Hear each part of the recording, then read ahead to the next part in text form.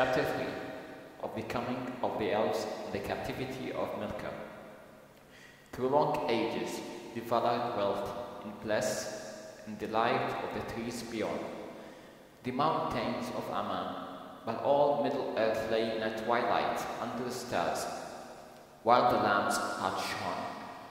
Growth began there, which now was checked, because all was again dark, but already the oldest living things had arisen. In the seas, the great trees, and on earth the shadow of great trees, and in the valleys of the night-cold hells there were dark creatures, old and strong.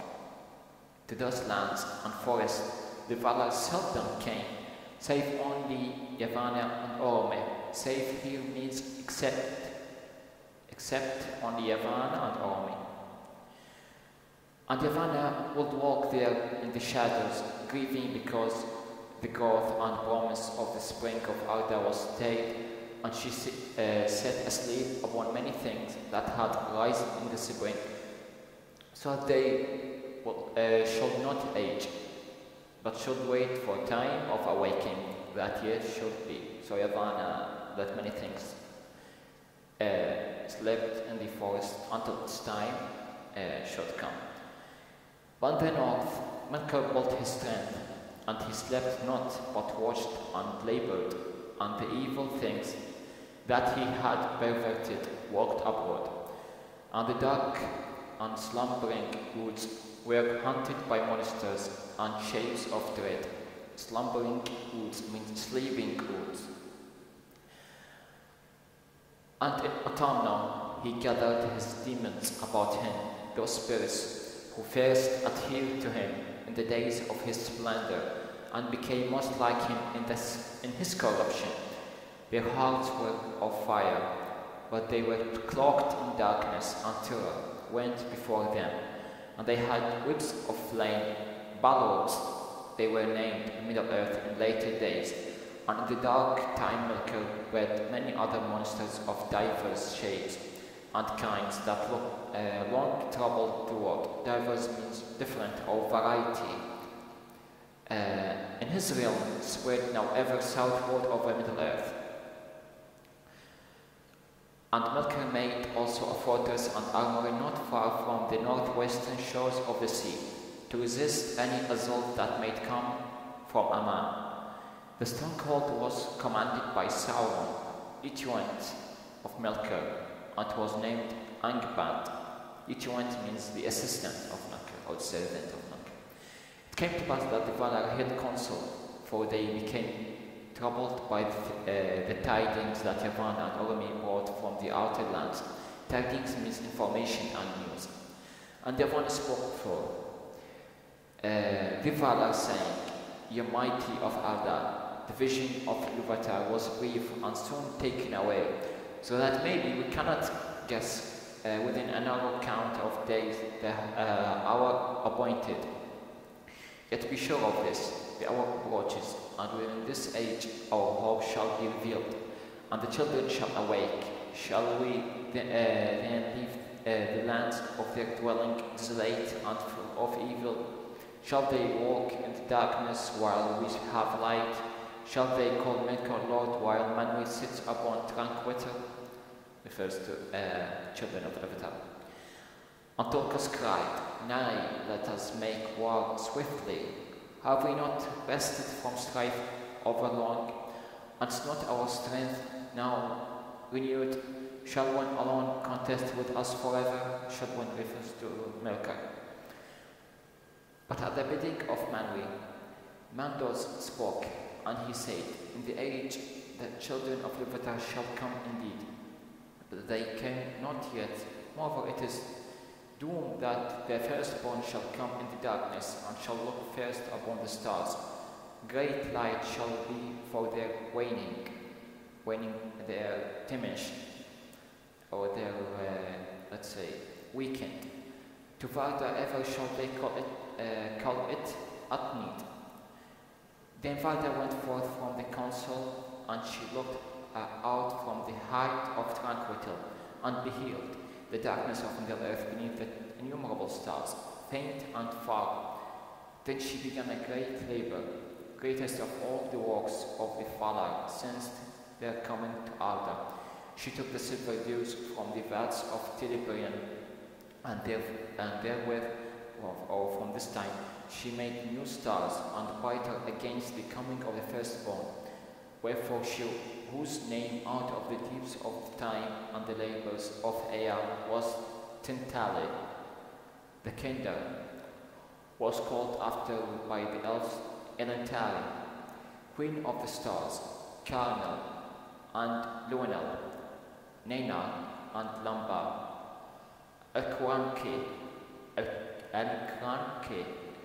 and Edemere she wrote in that time, and many other of the ancient stars she gathered together and set as signs in the heavens of Arda. Wilwarin, Tilumendal, Sorionome, and Anareme, and Melenmaka, Tilumendal, Sorionome, and Anareme, and Melenmaka. With this shining belt that forebodes the last battle that shall be at the end of days. Forebodes means act as a warning for the last battle that shall be at the end of days. And high in the north as a challenge to Melkor, she set the crown of 7 mighty stars to swing. Valakerka, the sickle of the Valar, and sign of doom. It was thought that even as Varda ended her labours, and they were long, when fairest Mindlemacher strode up the sky, and the blue fire of Helluin flickered in the mist above the borders of the water. In that hour, the children of the earth awoke, the firstborn of Ilúvatar, by the starlit air of Quenya, water of awakening. They rose from the sleep of Ilúvatar, and while they dwelt yet silent by Quenya, their eyes beheld fairest of all things the stars of heaven. Therefore they have ever loved the starlight, and have revered Varda Elentari above all the Valar. At first, in the change of the world, the shapes of lands and of seas have been walking unremade. Rivers have not kept their courses, neither have mountains remained steadfast. Steadfast means fixed or high in altitude. And to Quenya there is no returning, but said among the elves that it lay far off the east of Middle-earth and northward, and was a bay in the inland sea of Helkar, and that sea stood where aforetime the roots of the, means past time, the roots of the mountain of Ilúin had been before Melkor overthrew them, before Melkor destroyed them. Many waters flowed down thither from height in the east, and the first sound that was heard by the elves was the sound of water flowing, and the sound of water failing over stone. Long they dwelt in their first home by the water and the stars, and they walked the earth in wonder, and they began to make speech and to give names to all things that they perceived. Themselves they named the Quenya, so the elves called them at first called themselves Quenya, signifying those that speak with voices, for as that yet had made up other living things that spoke other or sang. And when a time it chanced that Orme rode eastward in his hunting, and he turned north by the shores of Helkar, and passed under the shadows of Orkani, the mountains of the east. Then on a sudden Nahal set up a great neighing. Nahal, his horse, the horse of Orme, set up a great neighing, the voice of horse, and stood still, and Orme wondered and sat silent. It seemed to him that in the quiet of the land under the stars he heard afar off many voices singing. Thus it was that Valar found at last it were by chance those whom they had so long awaited, which means the children of Ilúvatar. And Orome looking upon the elves and was filled with wonder, as though they were being sudden and marvelous and unforeseen. For so it shall ever be with the Valar from without the world, though all things may be forethought in music or foreshown in vision from afar. To those who enter verily into Ea, each in a time shall be met and unaware as something new and unforetold. Means even when they have seen the children of Avatar before, or all the Ainur who have seen children of Avatar before, the Ainur they refer to Valar and Maya. Even they have seen them before they descend to the world Ea, they're still feeling marvelous and unforeseen, like it shall ever be with them, even if they have seen them, but they're still unaware of something new, like something new and unfold to them. In the beginning, the elder children of Ilúvatar were stronger and greater than they have seen since become, but not more fair. For the beauty of the Quenya in the days of their youth was beyond all other beauty that Ilúvatar has caused to be. It's not perished, but lives in the west, and sorrow and wisdom have enriched it. And Orome loved the Quenya and named them in their own tongue Eldar, the people of the stars, which means. But the name was after borne only by those who followed him upon the westward. So this name was carried only by Orome, or those who followed him, because it wasn't like a public name or general name to them. Yet many of the Quenya were filled with dread at his coming, and this was the doing of Melkor. For by after knowledge the wise declares that Melkor, ever watchful, was first aware of the waking of the Quenya and sent shadows and evil spirits to spy upon them.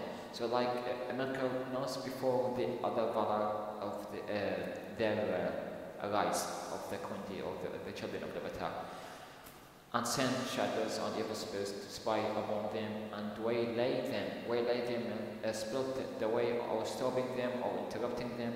So it came to pass some years ere the coming of Orome that if any of the elves strayed far abroad, alone or a few together, they will often vanish.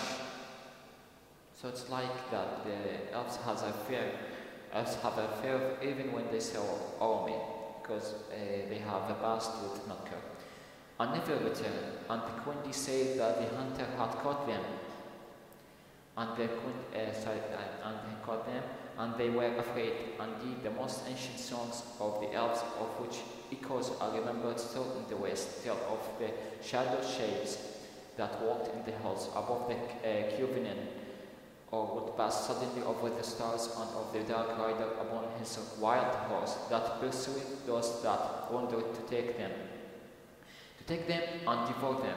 Now Melkor greatly hated and feared the riding of Orome, and either he sent indeed his dark servants as riders, or he set lying whispers abroad.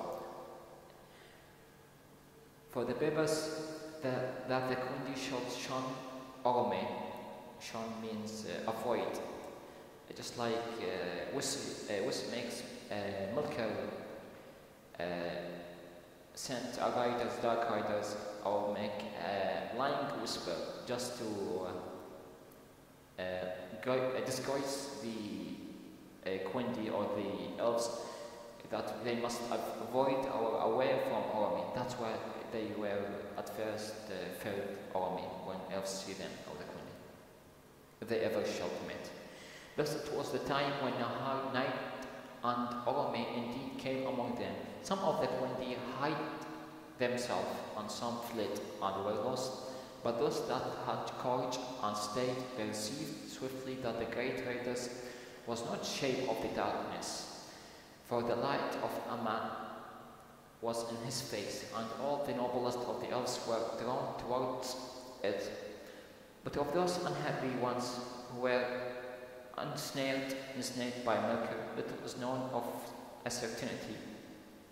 For who of the living has ascended to the pits of Atonement, the castle of, or the fortress of Melkor, or has explored the darkness of the councils of Melkor, Yet this is held to by the wise of Eresia, one of the is that all because of the Quenya who came into the hands of Melkor autumnal was broken, were put there in prison, and by slow arts of cruelty were corrupted and enslaved, and thus did Melkor breed the hideous race of the orcs in envy and mockery of the elves,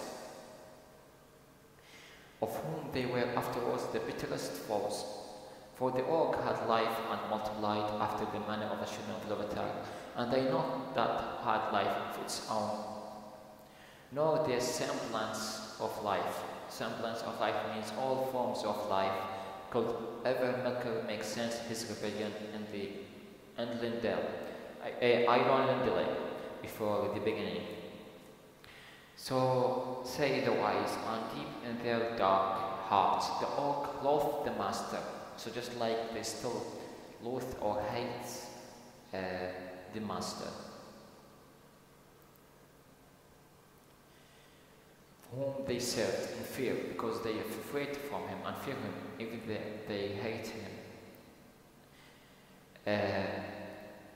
The maker only of their misery. That's why they hate him. This is was the vilest deed of Melkor, vilest work of Melkor. The obnoxious, let's say, the extremely unpleasant and obnoxious deeds or work of Melkor, and the most hateful to Iluvatar. Orome tarried a while among the Quenya. Tarried means stay for long among the Quenya, and then swiftly he rode back over land and sea to Valinor and brought the tidings, as we say, the news means all the informations, to Valmar or the Valinor other name. And he spoke of the shadows that troubled Quenya. Then the Valar rejoiced, delighted, and yet they were in doubt amid their joy, and they debated long what counsel it were best to take for the guarding of the Quenya from the shadow of Melkor. But Orome returned at once to Middle-earth and abode with the elves. So Orome returned again once to Middle-earth and abode with the elves. Manwë sat long in thought upon Tranquility, and he sought the counsel of Iluvatar, means search for the counsel of Iluvatar. And coming down to the Valmar, he summoned the Valar to the Ring of Doom.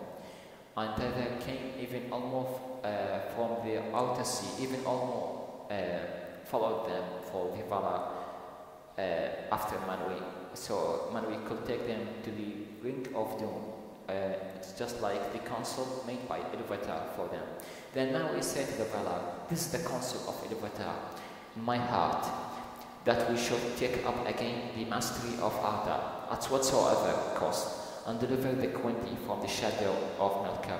Then Tulkas was glad, but Auli was grieved, foreboding that the hurts of the world that must come of the strife. Foreboding means just like warning, or just to refer to the hurts of the world that must come of the strife, but the Valar made ready and came forth from a man in strength of war, resolving to assault the fortress of Melkor and make an end. Never did Melkor forget that this war was made for the sake of the elves, and that they were the cause of his downfall. Yet they had no part in those deeds, and they know little of the riding of that might of the West against the North in the beginning of their days. So at the beginning of their days, the Quenya or the elves just like wondering about this might that's coming from the West to the North. Melkor met the onset of the Valar in the northwest of the Middle-earth, and all that region was much broken. But the first victory of the host of the West was swift or easy, and the servants of Melkor fled before them to autumnal. Then the Valar passed over Middle-earth, and they set a guard over Quenya, and thereafter the Quenya knew nothing of the great battle of the Bars, save that the earth shook, Except means, save here means except that the earth shook and ground beneath them. Ground means just like morning sound. And the waters were moved. And in the north there was light as of mighty fires. Long and grievous was the siege of Autumnal, and many battles were fought before its gates, of which not but the rumor is known to the Elves. In that time the shape of Middle-earth was changed, and the great sea that sundered it from was changed. From a man grew wide and deep, and it broke upon the coast and made a deep gulf to the southward. Many bays were made between the great gulf and the Helkrase, far in the north. Where Middle-earth and Aman came nigh together. Of these, the Bay of Balas was the chief, and into the mighty river Silmarillion flowed down from the new raised highlands northwards, which are Dorthonion and the mountains about Hithlum. The lands of the far north were all made desolate. Desolate means devastated in those days, for the autumn was delved exceeding deep. Its pits were filled with the fires and the great host of the servant of Melkor. But at last the gates of Autumn were broken, and the halls unroofed, and Melkor took refuge in the uttermost pit. Then Tulkas stood forth as a champion of the Valar, and wrestled with him. Tulkas wrestled with Melkor, and cast him upon his face, just like threw him on his face, and he was bound with the chain of Angaina. The Auli had wrought, Auli made a chain of Angaina that made by Auli, and chained the Melkor, and he left captive. And the world has peace for a long age. Nonetheless, the Valar did not discover all the mighty vaults and caverns hidden with this far under the fortress of Angband and Autumnal. Many evil things still lingered there. Lingered means stayed there, and others were dispersed and fled into the dark and doomed in the waste places of the world, awaiting a more evil hour, and Sauron they did not find. So the Valar also was searching for Sauron, but they didn't find him. But when the battle was ended, and from the ruin of the north great clouds arose and hid the stars, the Valar drew Melkor back to Valinor, bound hand and foot and blindfold, and he was brought to the ring of doom. Therefore he lay upon his face before the feet of Manwë and sued for pardon, but his prayers was denied, and he was cast into prison in the fastness of Mandos. Whence none can escape, none Valar, nor elf, nor mortal man. Vast and strong are those halls, and they were built in the west of the land of Aman. There was Melkor doomed to abide forth, doomed, what we say, like unfortunate or inescapable outcome, just like staying there. And he have to abide or accept for 3 ages, long before his cause should be tried anew, or he should plead again for pardon. Then again the Valar were gathered in council, and they were divided in debate. For some, and of those Olmo was the chief, him that the Quenya should be left free to walk as they willed in Middle-earth, and with their gifts of skill to order all the lands of and heal their hearts. But the most part feared of the Quenya in the dangerous world amid the distance of the starlit dusk. And they were filled moreover with the love of the beauty of the elves and desired their fellowship at last. Therefore the Valar summoned the Quenya to Valinor, and there to be gathered at the knees of the boughs, in the light of the trees, forever. And Bonders broke his silence, saying, so it's doomed. From this summons came many woes that afterwards befell. Woes means problems or issues. Befell means happen. So many issues have happened there.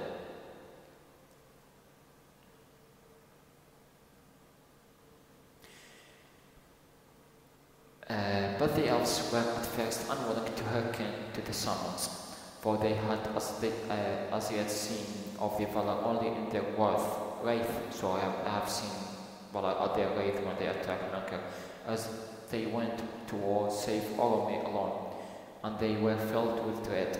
Therefore Orome was sent again to them, and he chose from among them the ambassadors who should go to Valinor and speak for their people.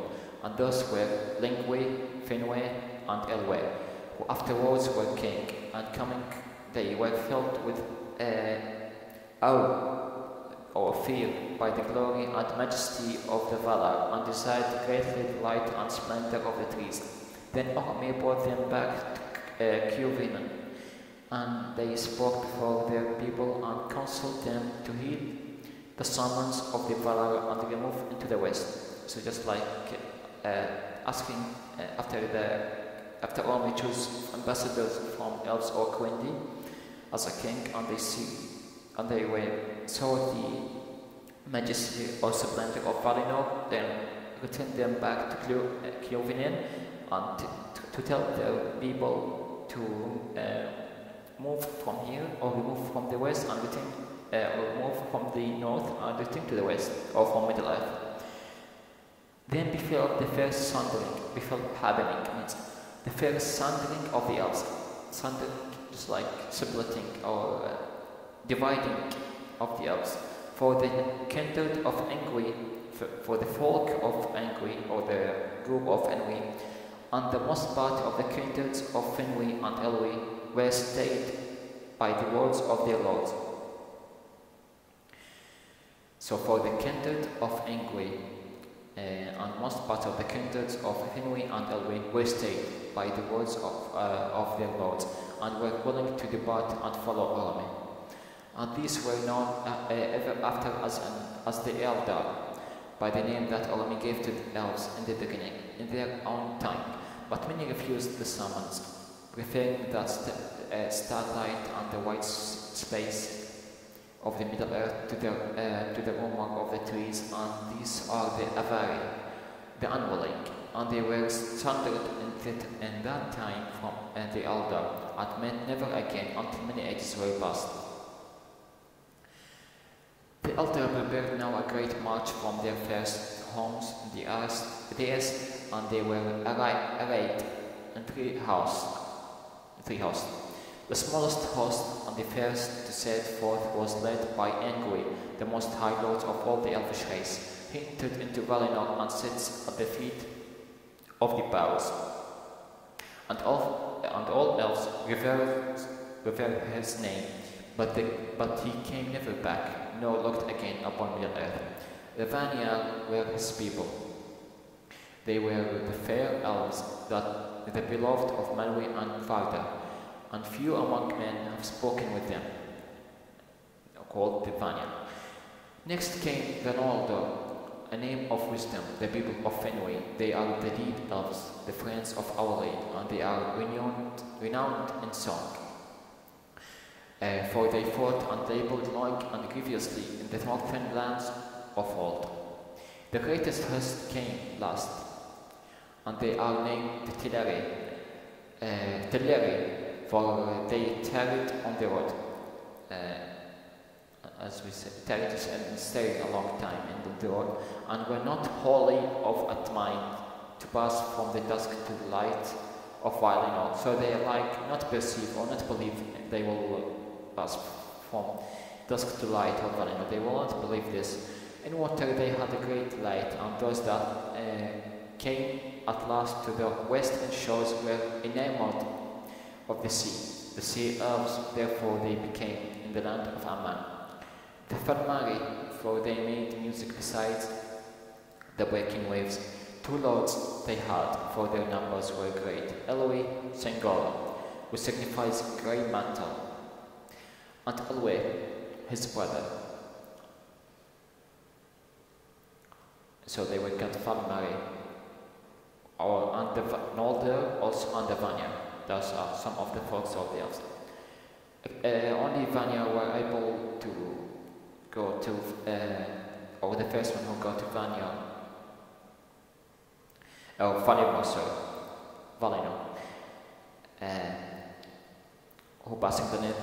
Those were the 3 kindreds of the elderly, who passing at length into the uttermost west in the days of the trees are called the Calaquendi, Elves of the light, but others of the elder there were not who set out indeed upon the westward march, but became lost upon the long road, or turned aside, or lingered on the shores of the Middle Earth, lingered means stayed. And these were for the most part of the kindred of the Teleri, as it told hereafter. They dwelt by the sea or wandered in the woods and mountains of the world, yet their hearts were turned toward the west. Those elves that Calaquendi called them Omnia, since they came never to the land of Aman, and they placed realm. But the Omnia and the Avari alike they called the Moiquendi, Avari. But the Omnia and the Avar alike they call the Moiquendi, they call Elves of the darkness. For they never beheld the light that was before the sun, which refers to the Valinor. It thought that when the host of the elderly had departed from Cuvinen, Oromir rode at their heat upon Nahar. So, like, Oromir was at their front line, just like their front line. Upon Nahar, on Nahar, which is his horse. His white horse, shod with gold. Shod with gold means fit a gold in his shoes of the horse. And passing northward about the sea of the Helkar, they turned toward the west. Before them, great clouds hung still back in the north above the ruins of war, and the stars in the region were hidden. They are not a few grew afraid and repented. Repented means remorse or regretted, and turned back and are forgotten. Long and slow was the march of the elder into the west, for the collection or the gathering of people of Middle Earth were uncounted, and weary and pathless. So just like the legions of Middle Earth, just like the ways of Middle Earth, uncounted and weary and pathless, nor did the elder desire to hasten. Hasten means staying on this, or not going.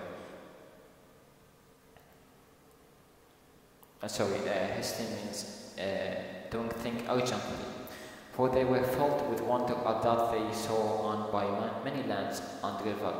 They wished to abide.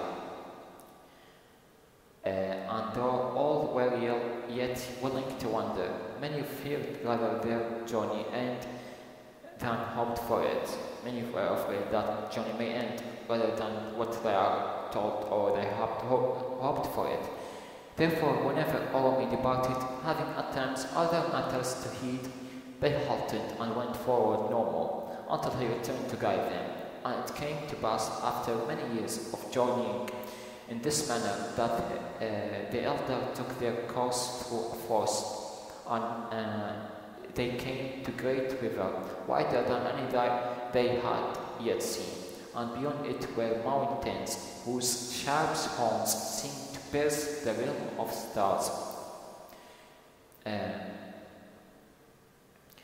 The river, it is said, was even the river which was after called Anduin the Great, and was ever the frontier of the westlands of Middle-earth, frontier the prime or the first one. But the mountains were the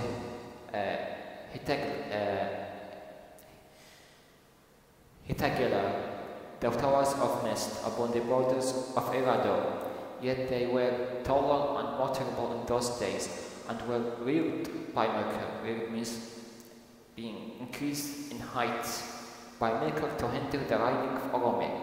Now the Teleri abode long on the east bank of the river and wished to remain there, but the Vanya and the Noldor passed over it.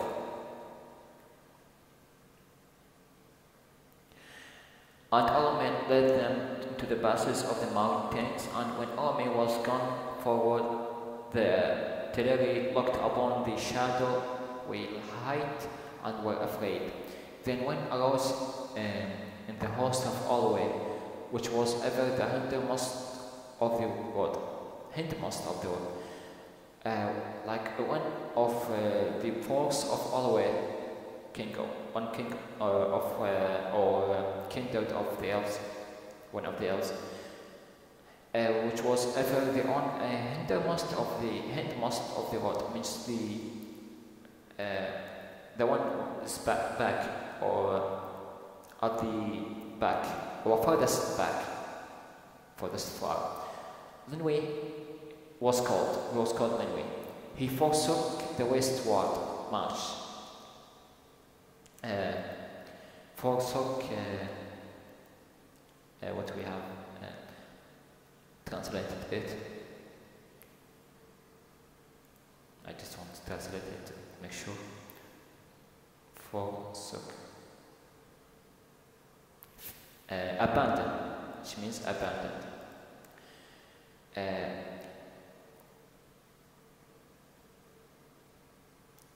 We have reached. He forsook the westward march, forget about the westward march toward Valinor, and led away a numerous people southwards down to the great river, and they passed out of their knowledge of their kin, of their folk, or their relative of elves. Until long years were passed. Those were the Nender, they called the Nender, whose leader was named Lenway. And they became a people about.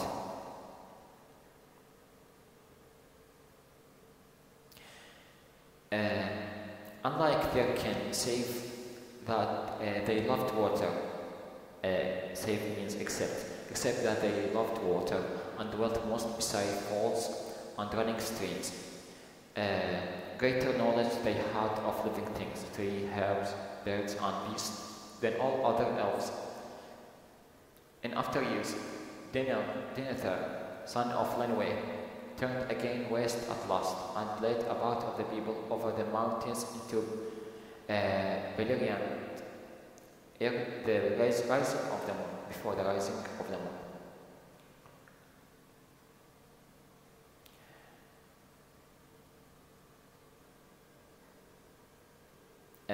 At length, the vineyard and the Noldor came over Eredloen and the Blue Mountains between Eriador and the westernmost land of Middle-earth, which the elves after named Beleriand. And the foremost companies passed, foremost means the first companies passed over the Vale of Sirion, the valley of Sirion, and came down to the shores of the Great Sea between Deringes and the Bay of Balar. But when they beheld it, great fear come upon them when they see the Great Sea between Deringes and the Bay of Balar. And many withdraw into the woods and highlands of Beleriand. Then Orome departed and returned to Valinor to seek the counsel of Menoi and left them. And the host of Teleri passed over the misty mountains and crossed the wide lands of Eriador, being urged on by Elwes Sengala, for he was eager to return to Valinor and the light that he had beheld. And he wished not to be sundered from the Noldor, for he had a great friendship with Finwë, their lord. Thus, after many years, the Teleri also came at last over Ered Luin into the eastern region of the Beleriand. There they halted and dwelt well beyond the river Quenya. So, the host of Teleri passed over the Misty Mountain and crossed the wide lands of Eriador. Teleri, urged on by Elois Singol, their both kings, for he was eager to return to Valinor. He was eager, like left them, and wanted to return to Valinor, and the light that he had beheld, because the light that he had beheld, their Lord. And he wished not to be sundered from the Noldor, but at the same time he wished that he was not sundered from the Noldor, those people who passed him to Valinor, for he had a great friendship with Finwë, their lords. Thus, after many years, the Teleri also came at last over Ered Luin into the eastern region of Beleriand. There they halted and dwelt while beyond the river Gavriel. And here the chapter ends.